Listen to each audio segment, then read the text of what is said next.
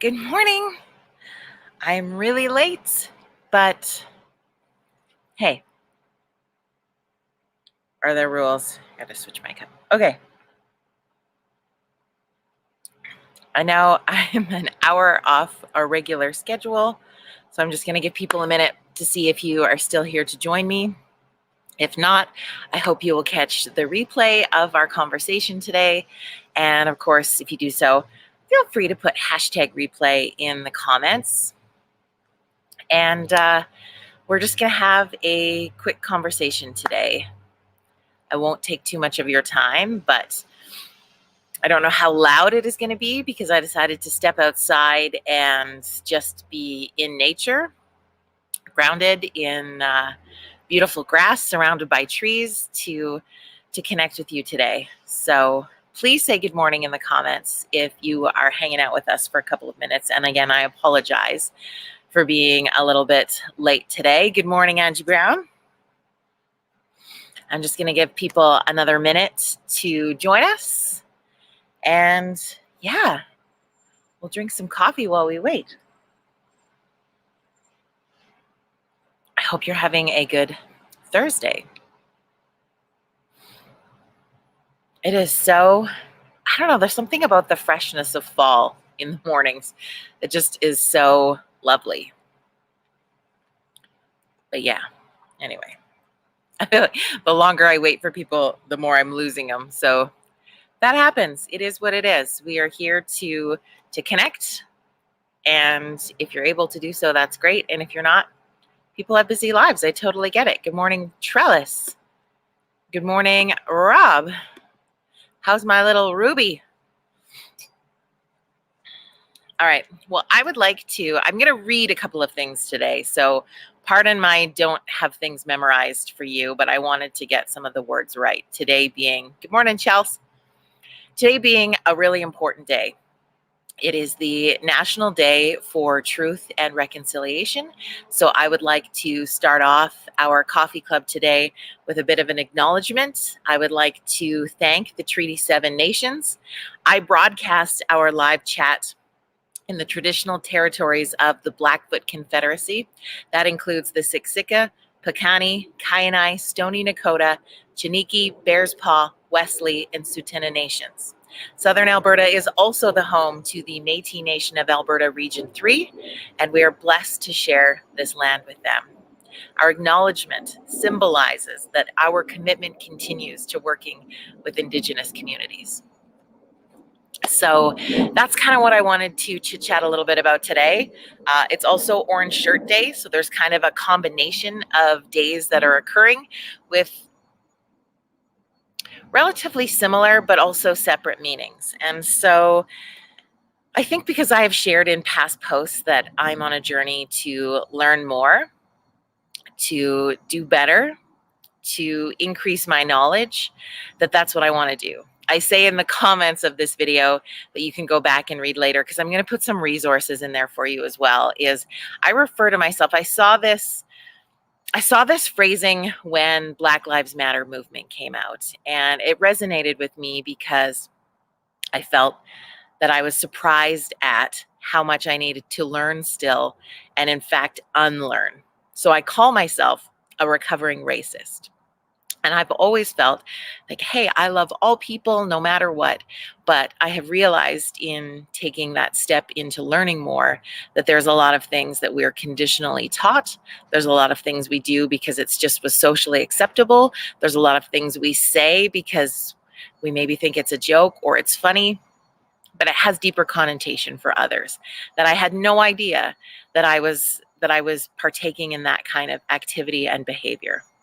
But what I have always shared with people is that it's okay to be ignorant. What's not okay is to stay in ignorance. And so it is up to us to gain that knowledge, to learn more and to do better and to move forward. And so I kind of wanted to share some of that thought and feeling with you today, and would love you to share comments as well into kind of where you're at with that journey.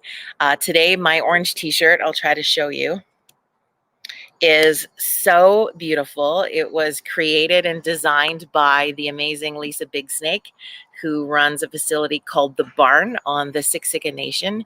And I've mentioned her before, and she and her husband and family are the ones who have the beautiful white buffalo and that baby snow moon baby buffalo. And all the money from the selling of their orange t-shirts goes to support these white buffalo, which they had brought in to bring symbolism of hope and to bring in the power of moving forward and healing together as a community. And I got to visit these buffalo, and it was the most moving day I think I've ever had. So I am excited to support that with my orange t-shirts, and hopefully you have done something of similar. But again, I think that the orange t-shirt gives us an opportunity of symbolism, that we stand behind our Indigenous friends, and we want to move into whatever truth and reconciliation can look like. And I'm hoping to have more continued conversations with what that looks like and share them with you. And that's kind of the journey that I'm on. So my invite to you today is to learn with me. And in the past week, I was able to take part in an online social media conference, but we had one of our presenters was from an Indigenous company in Eastern Canada who's done a lot of work on what's called the Truth and Reconciliation Commission report. Now, this was something I didn't realize existed, because I think we just don't know what we don't know. And so in learning about this report, I have found some more info, and I'm going to put the link to this report after this video is live, so that if you want to go check it out.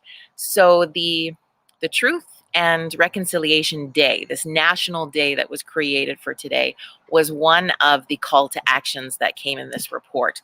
And so they created basically this report to bring people together on how we could work forward. So they now have a historical record, which is housed at the National Center for Truth and Reconciliation, which is a part of the University of Manitoba. And so they have an entire website now where you can learn more about what's happened from history, what's happening now, and how we can move forward as a nation. They also incorporate a lot in this report from the United Nations Declaration of the Rights of Indigenous People. And so that's another big document that United Nations created. And so they wanted to be able to bite-size it down, really, for us to continue to do more. And so it was created to have a tool for us to listen better to the survivors, their families, their communities, to hear stories from those who are affected by the residential school system. It's a document to help educate Canadians about their experience. And I think that's the first step, is we have to educate ourselves. Again, we don't know what we don't know, but we're now faced in a place where we have information in front of us. So it's up to us to take that step to do that. So you can, if you want to look it up, it's nctr.ca.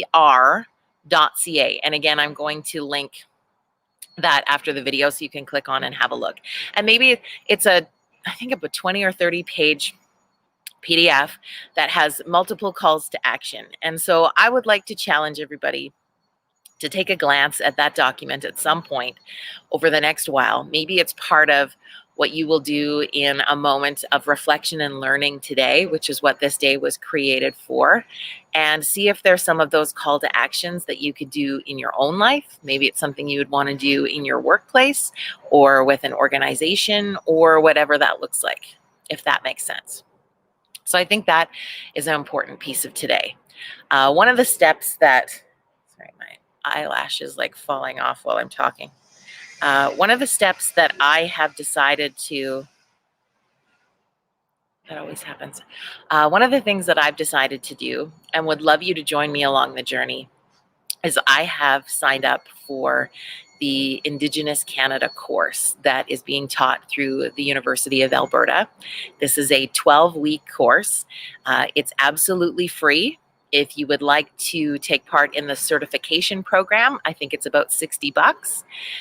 It's an opportunity for you to deep dive and learn a whole lot more. and I'm excited to expand my knowledge on that. So I invite you to join me. It's an online learning course, and you can work that at your own pace. So there's an opportunity, again, if you'd like to take a step in learning more.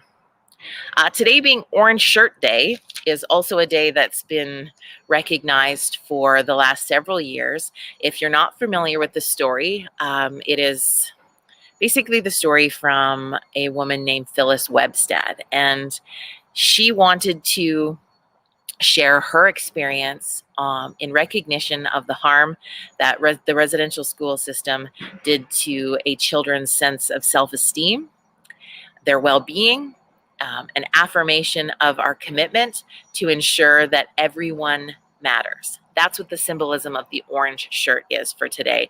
And Phyllis's story is pretty phenomenal. And I'm going to put a link as well if you're not familiar with all the pieces, but I will paraphrase it really briefly. And again, I do not do it justice. So I invite you to click on the link once I post it and read Phyllis's story. But she remembers being taken, that she got to get a brand new outfit for school, that her mom took her shopping and she got to buy this new outfit to go to her mission school. And it was a beautiful, shiny orange shirt. And she was so proud of this shirt. And when she got to the school, they made her take it off. They made her strip down. They took all her clothes away and she never got it back. And she just remembers that feeling and wanted to recreate the hope that that t-shirt had for her at one point into how we can ensure that, again, future generations feel love, have self-esteem, and realize that every single child matters. And we know with the discovery of the unmarked graves from several residential schools that there is more work to be done in recognizing how much trauma has occurred in these communities. And friends, it's generational trauma that has gone on for years. And I think for those of us who have not experienced trauma or something very traumatic in our life, it's hard to wrap our brains around how that could happen over and over and over. And I think the biggest thing is we don't have to understand it. It is our turn to listen. And what I feel and what I've been learning as I've gone is that there has been an attempt to have this conversation for a long time, but there hasn't been a commitment back to listen to it. And so I just feel so much on my heart that it is our turn to listen. The doing for us in doing better, like I said before, is just being better, doing better, is being better listeners. There is not necessarily, and again, I am probably going to say all the wrong things, and I am going to probably say it incorrectly, but that's part of this really vulnerable, raw journey that I want to take. Is I want to say the wrong things so I can learn to say the right things, and we can do that together. That's sort of my hope in this, if you would like to take the journey with me.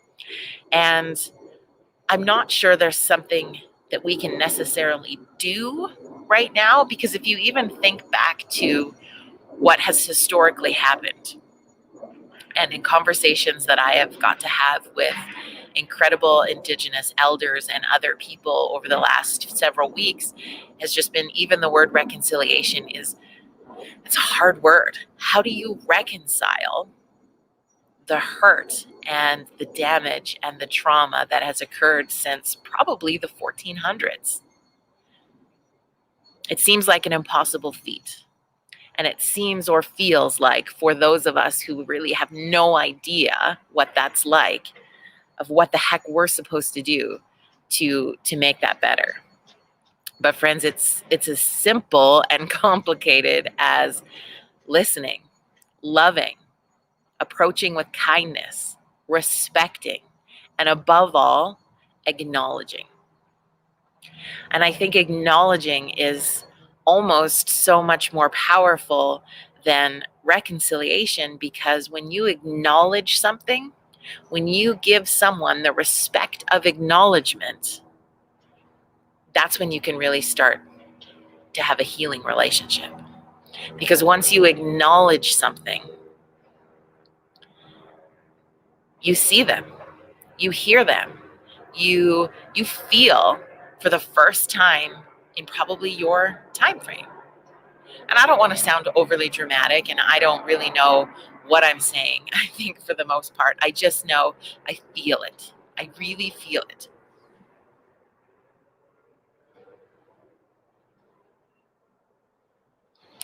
And I'm so grateful also for coffee. But that's kind of what's been on my heart today and my mind today. And I'm hoping I get to meet some pretty cool people over the next few weeks that are willing to come on and share their stories with us here on Virtual Coffee Club. So we are going to have future guests from our Indigenous communities who are willing to share their stories. And not everybody is, because not everybody's ready to share it out loud or say it or put themselves out there. But know, friends, that every single person has a story. Every single person. And it's our job to listen, because I think listening is going to be part of their healing. And what I hope and what I feel so powerfully positive in how this shift is going to change our world moving forward, and for our children to have a world where there can be more harmony and more healing, is phenomenal. And I think it starts with us being able to listen. It starts with being a part of the healing journey. And it starts with creating a world, and maybe I'm Pollyanna sometimes, but creating a world where if we could heal that generational trauma and allow these communities to live fully in themselves and their abilities, that it's just going to be an unbelievable place. And it seems daunting sometimes. I think when we look at any movement or piece that requires that love and support, whether it be to Black Lives Matter or LGBTQ2S plus community or our Indigenous community, any community, even ones I'm not thinking to mention right now, we require just to be better, to do better, and heal together. If that makes any sense at all. I feel like I'm kind of rambling today, but I just wanted to share, or at least attempt to, what's kind of been on my heart in this subject today. And looking forward to learning more, looking forward to continually humbling myself in other people's stories. And so if you're going to sign up to do the Indigenous Canada course through U of A, I would love you to let me know, and maybe we can kind of check in, have a study group together, whatever you feel like that looks like for you. I'll be starting that course in the next week or so. And yeah, I'm excited to learn a whole lot more. I get to have coffee with an incredible person this afternoon that I'm really looking forward to learning from. And yeah, that's what I think and feel about that. Feel free, please share in the comments where you're at today. Please know this is a safe zone, and not understanding something or not being sure about something is okay. It's staying in that place of not wanting to learn that I feel is a dangerous place to be, if that makes sense. Rob, I'm going to share your comment if that's okay. And he says, I keep finding myself asking, why is this still a thing? But I don't have to deal with it every day. Not ignorance, but blind hope, I guess. I'm going to try to make sure my daughter Ruby never has to ask it during her lifetime. Well, and I think that it's easy as, I don't know, I want to say it's easy as a white person to ask, why is this still a thing? But we don't have that generational trauma that has affected our families from year to year to year to year. And we have no idea how intense that is and how debilitating that can be to a family. So we can ask, why is this still a thing? Because we're not living it. We're not in it. We're not in the trenches of healing. We're not in the trenches of not being able to heal. And so it's a thing because it's still happening. People are still being harmed. People are still suffering the effects of that trauma.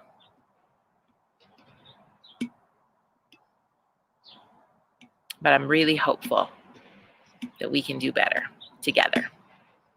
Okay, that's my thoughts today. If you feel something on your heart, you want to comment something, you want to, whatever, please do so. If you catch this video later and not live with us, still feel free to make a comment. I do see all of those comments. And once I end the broadcast, I am going to post the links to the Truth and Reconciliation Commission so you can have a quick boo at what that document looked like.